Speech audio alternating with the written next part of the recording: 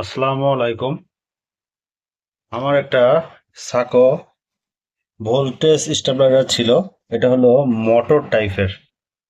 তো এটার ভিতরে আজকে খুলে দেখলাম যে অনেক ময়লা জমে গেছিল। অ্যাকচুয়ালি আপনারা যারা ইলেকট্রনিক কম্পোনেন্ট বা ইলেকট্রনিক ডিভাইস ইউজ করেন, যদি খোলাটা সহজ হয়, কোনো ধরনের ওয়ারেন্টি নষ্ট না করে যদি খোলা যায়, তাহলে সেক্ষেত্রে সেটা খুলে যদি খুলতে পারেন, নিজে খুলে কোনো ধরনের কানেকশনে হাত দিবেন না, আগে খুলে ঠান্ডা করে তারপরে সেই জিনিসটাকে পরিষ্কার করার চেষ্টা করবেন।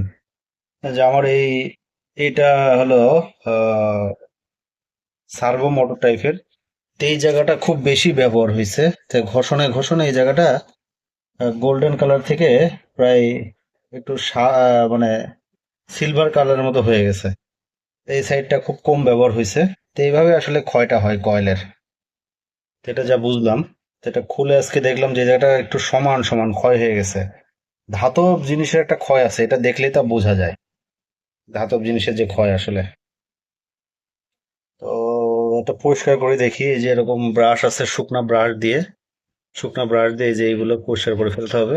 যেহেতু আমার কোনো এক্সট্রা ক্যামেরাম্যান নাই, তাহলে এই জিনিসগুলা সুন্দর করে পরিষ্কার করতে হবে। যে ধুলা উঠতেছে অনেক, কোনো তার জয়েন্ট এগুলো যেন ছুটে না যায়, এগুলো খুব খেয়াল করতে হবে, খুব সেন্সিটিভ জিনিস এগুলো।